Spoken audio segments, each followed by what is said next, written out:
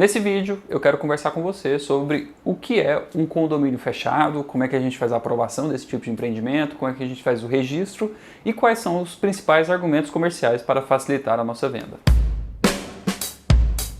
O nosso primeiro ponto aqui nesse vídeo é tentar interpretar o que é um condomínio fechado. Vamos tentar caracterizar esse tipo de empreendimento aqui.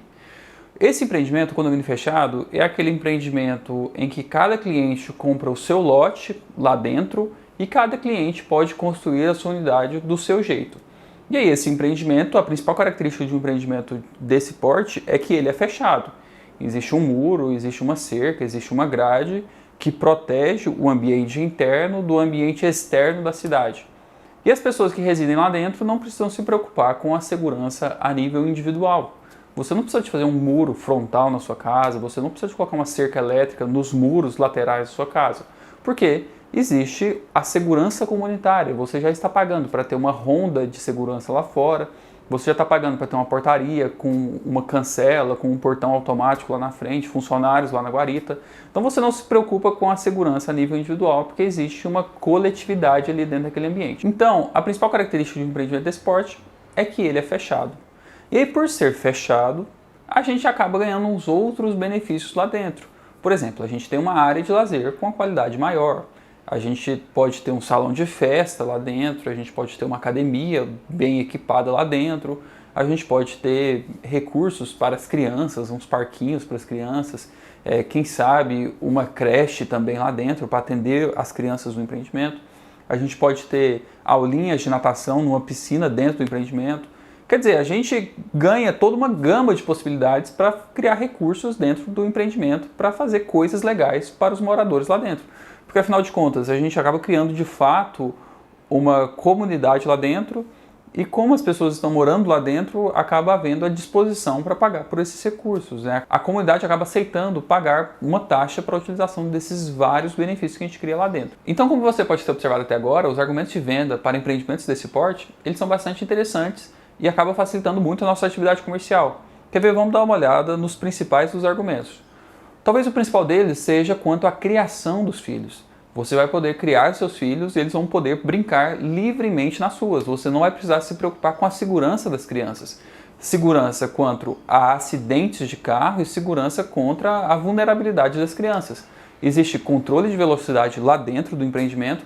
Existe segurança que monitora todo o empreendimento, existem empresas que prestam serviço de segurança que monitoram todo o empreendimento e só entra lá dentro quem foi cadastrado, existe um controle de acesso para as pessoas lá dentro, ninguém entra lá dentro sem ter sido convidado. Então você pode ter segurança para criar a sua família. Da mesma forma, existe um outro argumento que é muito interessante, é que a sua vizinhança será muito bem selecionada. Historicamente, empreendimentos desse porte, eles têm um valor de venda um pouco mais alto. Então a gente acaba mirando num público-alvo com uma renda um pouco mais alta. E aí você vai selecionar os clientes que vão morar dentro daquele empreendimento. Acaba sendo uma coisa muito exclusiva. Não é igual morar na cidade, não é igual morar num loteamento aberto em que qualquer pessoa mora lá dentro. Não, aqui a sua vizinhança ela é um pouco mais bem selecionada, a sua vizinhança aqui ela é mais exclusiva. E aí você tem acesso agora a um grau de relacionamento. Uma vez eu escutei um corretor imobiliário usando uma expressão para se referir a esse tipo de empreendimento que eu acho que é um excelente argumento de venda para esse ponto sobre a sua vizinhança. Ele falou que esse tipo de empreendimento é o que permite você sentar nas mesas certas. Você vai sentar nas mesas de jantar, nas mesas de almoço com as pessoas certas. E isso pode impulsionar a sua carreira, pode fazer os relacionamentos comerciais corretos ali no momento correto e pode ajudar muito os seus negócios. Então isso aqui pode ser uma importante fonte de networking. Então você está vendo como é relativamente fácil vender esse tipo de empreendimento? E existe um ponto muito interessante aqui também quando a gente compara os custos de um empreendimento aberto para um empreendimento fechado. Porque a principal diferença que existe entre esses dois empreendimentos, entre o aberto e o fechado, é o fechamento. Então é o custo do cercamento do perímetro e também da montagem da infraestrutura da portaria. E quando você pondera o custo de investimento que você tem para o empreendimento fechado com os potenciais retornos que esse empreendimento oferece, acaba sendo muito atrativo e muito rentável e lucrativo e comercialmente atrativo. Então, a princípio, a gente vê apenas coisas boas. Claro, o grau de investimento é maior, você vai ter que executar mais coisas mas a rentabilidade proporcional também é maior. E quanto às áreas de lazer, quanto às coisas que você faz lá dentro, se você me acompanha aqui no canal já há alguns vídeos, você deve ter reparado que eu defendo que essas outras coisas também precisam acontecer de maneira com qualidade nos empreendimentos abertos. A gente também precisa se preocupar com as qualidades de vida, a gente também precisa se preocupar com as opções de lazer nos empreendimentos abertos. Então, se você estiver fazendo seu dever de casa corretamente, quando você calcula o custo de obra e faz a viabilidade financeira dos empreendimentos abertos, você já está computando coisas boas lá dentro. Além das quadras, além das ruas, além da divisão dos lotes, ali dentro também tem coisas boas no empreendimento aberto. Então, a comparação das coisas boas, ela é apenas um pouco diferente. A principal diferença de um empreendimento fechado para um empreendimento aberto é o custo de cercamento do perímetro e a infraestrutura de segurança que você cria ali na frente. Beleza, então a gente já entendeu que esse é um empreendimento que é bastante atrativo e que existem coisas muito boas lá dentro. Agora, a gente precisa de interpretar como a gente faz a aprovação desse empreendimento, ou como que esse empreendimento funciona, ou como ele existe no nosso arranjo legal, para que a gente tenha uma maior assertividade nos nossos processos. Muitas pessoas acabam se confundindo com esse assunto por causa do nome que a gente dá para esse empreendimento. Talvez seja o nome comercial que a gente dá para esse empreendimento. A gente chama ele de condomínio fechado. E aí, quando a gente usa essa palavra condomínio, as pessoas falam: ah, isso aqui é um condomínio edilício que deve seguir a Lei Federal 4591 e deve seguir as mesmas coisas que a gente faz para um condomínio de edifícios, que a gente faz para um condomínio de casas, que a gente faz lá na incorporação imobiliária. Para a gente esclarecer esse ponto aqui, a gente precisa de entender o que é a incorporação imobiliária e o que a incorporação imobiliária cria, que são os condomínios edilícios. E vamos entender os conceitos dessas duas coisas aqui. A incorporação imobiliária é o que te permite vender unidades a serem construídas ainda em planta. Então você ainda não executou aquele prédio e você já tem a possibilidade de vender apartamentos dentro daquele prédio. Isso que é a incorporação imobiliária. A incorporação imobiliária é o arranjo documental que te permite vender unidades que vão pertencer a um condomínio antes de o condomínio ser executado. Isso que é a incorporação imobiliária. Existe uma grande literatura sobre esse assunto e esse assunto está bem esclarecido para a gente lá na Lei Federal 4591 de 1964. Olha só, então a incorporação imobiliária permite que você venda duas coisas. Quando você vai lá no stand de vendas de uma incorporadora e assina um contrato com eles, nesse momento você está contratando duas coisas. A primeira das coisas, você contrata a compra e venda da fração ideal do terreno. Então imagina que sobre aquele terreno será construído um prédio, um edifício de 10 unidades. Vai ser uma unidade por andar, vai ter 10 andares. Então ali vai ter o térreo mais 10 andares. Então existe 10 unidades naquele mesmo terreno. Quando você adquire uma unidade desse edifício, desse prédio, você está nesse momento contratando ali a fração ideal do terreno. Aquele terreno onde o prédio está sendo construído irá no futuro pertencer aos 10 condôminos. Cada um dos condôminos é proprietário de uma fração ideal daquele terreno. E no caso, a gente sabe aqui, por uma conta básica, se todas as unidades forem idênticas, cada pessoa lá dentro vai ser proprietária de 10% da fração ideal do terreno. É isso, porque o terreno ele vai pertencer, ele vai estar linkado, ele vai estar ligado à unidade privativa. Então, quando você compra um apartamento, você é dono da área construída do seu apartamento, do piso do seu apartamento, das portas dentro do seu apartamento, você tem direito a utilizar a sua unidade privativa, mas você também é dono, você também é sócio do terreno lá onde foi construído o prédio, lá embaixo. Você é dono daquele terreno, pelo menos de uma porção, de uma fração ideal daquele terreno. Além disso, você também é dono de uma porção lá da portaria, porque se aquela portaria ela pertence em sociedade a todos os condôminos.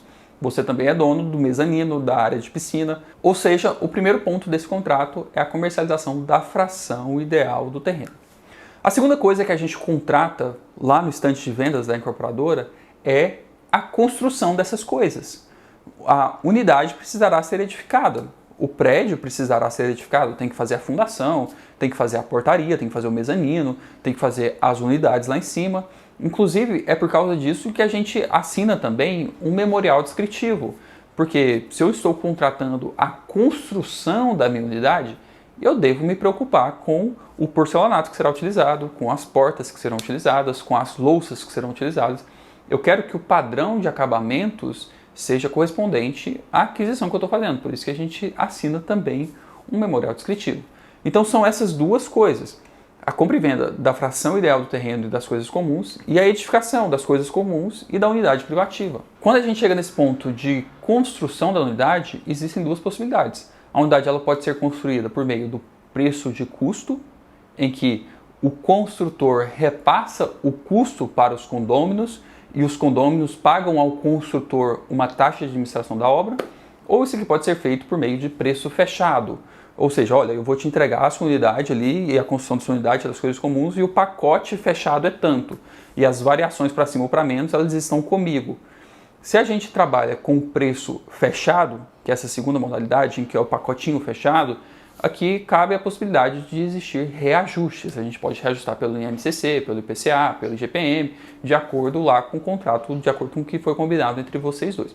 Beleza. Então, de novo, vamos recapitular aqui o que é a incorporação imobiliária. A incorporação imobiliária é o processo que permite que você venda unidades a serem construídas ainda em planta. Unidades que vão pertencer a um condomínio edilício no futuro, ainda em planta. Incorporação imobiliária, então, quando você assina um contrato de incorporação imobiliária, você contrata duas coisas. A primeira delas é a compra e venda da fração ideal do terreno onde será edificado aquele edifício, onde será edificado aquele prédio, aquele condomínio de casas. E a segunda coisa que você contrata é a construção da unidade privativa e das coisas comuns ali daquele edifício. Beleza, então isso aqui é a incorporação imobiliária. Vamos agora olhar para o que a gente está fazendo, para o que a gente está chamando de condomínio fechado. O que é o condomínio fechado? Cada um vai comprar o seu lote e cada um vai edificar em cima do seu lote o que quiser. O que a gente está comercializando, na verdade, é apenas um lote. A pessoa ela compra um lote, esse lote ele está num lugar que é interessante, porque ele é fechado, existe uma guarita lá na frente, existe um controle lá na frente, existe segurança, mas no final das contas o que a pessoa está comprando é um lote. E em cima desse lote será edificada uma unidade conforme os interesses e conforme os padrões do adquirente. Quem define os padrões construtivos da unidade, se vai ter 2 quartos, se vai ter 3 quartos, se vai ter 2 andares, se vai ter uma garagem subterrânea, se vai ter um elevador, se vai ter uma piscina, se vai ter uma churrasqueira, quem define a unidade a ser construída é a pessoa que comprou aquele lote. Então você observa que esse conceito aqui ele já é radicalmente diferente da incorporação imobiliária. Na incorporação imobiliária, a responsabilidade pelo projeto e edificação de todas as unidades é do vendedor, o incorporador e o construtor. Existem, claro, especificações. Eu estou simplificando o conceito de incorporação imobiliária aqui com você, mas nesse tipo de empreendimento de incorporação imobiliária, quem define a unidade e constrói a unidade é a pessoa que está vendendo. Aqui, no condomínio fechado, quem define a unidade que será construída e quem é responsável pela construção da unidade é o cliente, a pessoa que está comprando. Essa pessoa vai construir a sua unidade da maneira que quiser. E da mesma forma, aquele terreno que ela compra é apenas dela. Não é negociado uma fração ideal, ela não é sócia das outras pessoas no terreno onde será construída sua unidade privativa. Então você está observando aqui, está ficando claro aqui que isso que a gente faz não é uma incorporação imobiliária. Isso aqui que a gente faz, apesar de a gente chamar de condomínio fechado, isso aqui não é um condomínio fechado, porque não segue as regras lá da Lei 4591, não é um condomínio edilício. Então, se não é um condomínio, o que é esse empreendimento? E essa pergunta, o que é esse empreendimento, essa pergunta, ela ficou sem resposta até 2017. E você observa que existem muitos empreendimentos desse tipo, existem empresas consolidadas no mercado que são muito anteriores a 2017, né? 2017 é praticamente ontem dentro do mercado imobiliário, mas até 2017 existe uma disputa. Será que pode fechar esse empreendimento? Será que isso aqui é um loteamento? As pessoas estão construindo em cima dos lotes, então isso aqui é um loteamento? Se é um loteamento, pode ser fechado? Porque se é um loteamento, como é que você impede as pessoas de entrarem e saírem do empreendimento? Como é que você restringe o direito de ir e vir de uma pessoa dentro da cidade? Então, como é que a gente faz a aprovação desse tipo de empreendimento? Existiam longas disputas lá no STJ, longos entendimentos sobre esse assunto, mas não tinha uma regra clara sobre como funcionava esse tipo de empreendimento até 2017. Então, em 2017, o nosso legislador criou a Lei Federal 13.465. É uma lei que alterou muitas coisas dentro do mercado imobiliário, que alterou também muitas coisas aqui dentro do mercado de loteamentos. Inclusive, já tem outros vídeos aqui no canal em que eu falei sobre essa lei, 13.465. É uma lei bastante importante. E essa lei 13.465, ela adicionou um parágrafo dentro da nossa lei de loteamentos, que é a lei 6766, ela adicionou um parágrafo dentro da nossa lei, e esse parágrafo dá nome para esse tipo de empreendimento, e esse parágrafo explica algumas coisas importantes sobre esse tipo de empreendimento. Eu estou falando aqui do parágrafo 8º do artigo 2º da Lei Federal 6766 e eu quero fazer a leitura desse texto com você. Vamos lá? Constitui loteamento de acesso controlado a modalidade de loteamento definida nos termos do parágrafo 1º desse artigo, cujo controle de acesso será regulamentado por ato do poder público municipal, sendo vedado o impedimento de acesso a pedestres ou a condutores de veículos não residentes devidamente identificados ou cadastrados. Então olha que interessante esse texto. Ele começa ali com um nome para esse tipo de empreendimento. E o nome que a gente recebeu aqui não é condomínio fechado. O nome que a gente recebeu é loteamento de acesso controlado. Esse é o nome técnico para o que a gente comercializa, é um loteamento de acesso controlado. Lá dentro é um loteamento como os outros, ele fala que é um loteamento de acordo com os termos do parágrafo 1º desse artigo. Também tem um vídeo sobre esse assunto aqui no canal. Mas é um loteamento e dentro desse loteamento existe uma característica que é que o acesso a ele é controlado. Aqui é importante que você entenda a escolha de palavras que o legislador fez para dar esse nome, loteamento de acesso controlado. Observa como o legislador escolheu a palavra controlado e não escolheu a palavra restrito. Não é um loteamento de acesso restrito, é um loteamento de acesso controlado. A restrição de acesso é uma coisa e o controle de acesso é outra coisa. E observe que o legislador escolheu a segunda possibilidade, ele escolheu o controle de acesso. Controle de acesso é você identificar quem são os visitantes, é você cadastrar quem são os visitantes, é você controlar o número de visitantes dentro do empreendimento. É isso aqui que o texto está falando. Você pode controlar o acesso, você não pode restringir o acesso. Inclusive, esse ponto ainda fica mais claro no texto. O legislador faz questão de tornar isso explícito. Quer ver? Vamos dar uma olhada. Sendo vedado o impedimento de acesso a pedestres ou a condutores de veículos não residentes devidamente identificados ou cadastrados. Quer dizer, você não pode impedir o acesso dessas pessoas dentro do seu empreendimento. É vedado o impedimento de acesso. Você pode controlar o acesso, você não pode vedar o acesso. Então olha só, o que esse texto está falando aqui é que supostamente você pode chegar no empreendimento aí na sua cidade, você vai chegar lá e vai falar assim para o funcionário da guarita: olha, eu queria dar uma volta no lago do empreendimento. E aí o funcionário da guarita vai virar para você e falar assim: pois não, por favor, a sua CNH. Ele vai pegar a sua CNH, vai te cadastrar dentro do sistema e vai liberar a cancela para você acessar o empreendimento. Porque ele não pode restringir o acesso, ele não pode impedir que você acesse o empreendimento. Ele controla o acesso, mas ele não restringe o acesso. Pode criar regras, mas você não pode restringir o acesso. Olha só, eu sei que nenhum lugar pratica isso. Eu sei que nenhuma empresa respeita essa regra. Eu sei que os empreendimentos eles funcionam numa outra realidade, eles funcionam de uma outra maneira. Mas a gente está aqui para estudar o que está escrito. Eu estou aqui para te mostrar o texto da lei federal. Mas em termos práticos, eu sei que isso aqui não é respeitado. Mas é importante que você conheça o texto de acordo com o que está escrito, né? E tem um ponto muito importante aqui nesse texto, que ele fala que esse controle de acesso será regulamentado por um ato do poder público municipal. Esse ato do poder público é um acordo que existe entre o loteador e a prefeitura municipal. Porque acontecem algumas coisas ali dentro. Porque, por exemplo, a gente se preocupa com a criação de áreas verdes e áreas públicas municipais dentro de um loteamento porque isso é importante para o desenvolvimento do município, é importante para o bom desenvolvimento do município. E não faz muito sentido que essas áreas verdes e essas áreas públicas municipais existam do lado de dentro do empreendimento para atender o município como um todo, porque é meio como se aquelas áreas lá dentro funcionassem de maneira quase que exclusiva para o benefício das pessoas que moram ali dentro, né? Então, nesse ato do poder público municipal, existe esse acordo. Fala, olha, eu sei, você vai ter que deixar esses percentuais aí dentro, você vai ter que respeitar essas áreas aí dentro, mas é importante que você faça uma coisa para a gente aqui fora também. É importante que você faça uma contrapartida para a aprovação desse empreendimento. É importante que você faça uma contrapartida para o fechamento desse empreendimento. Então você vai duplicar uma via aqui fora, você vai fazer o trevo de acesso aqui fora, você vai fazer a doação para uma creche aqui fora, uma contrapartida para a comunidade que mora do lado de fora do empreendimento. E um segundo ponto que esse ato do poder público municipal controla é o acordo de como funciona a prestação de serviços lá dentro. Porque a prefeitura ela vai cobrar IPTU de todos os moradores lá dentro. Todo mundo tem um lote lá dentro vai ter que pagar um imposto sobre a propriedade que ele tem. A propriedade é o fato gerador do IPTU. Então a prefeitura vai cobrar IPTU de todo mundo lá dentro. Só que nesse acordo que é feito entre o loteador e a prefeitura diz o seguinte: olha, eu vou cobrar IPTU de todo mundo aí dentro, mas quem vai ser responsável pela manutenção de asfalto aí dentro? Vai ser você. Quem é responsável pela troca da iluminação pública aí dentro? Vai ser você. Quem é responsável pela coleta do lixo aí dentro? Vai ser você. Você vai coletar o lixo aí dentro de todo mundo e vai colocar numa lixeira aqui fora, num local conveniente pra gente. Quer dizer, a responsabilidade pela manutenção urbana, ela passa a ser do loteador e depois, no segundo momento, da associação de moradores que residem ali dentro. Mas a prefeitura, ela cobra a taxa municipal de todo mundo ali dentro, mas ela não presta o serviço ali dentro.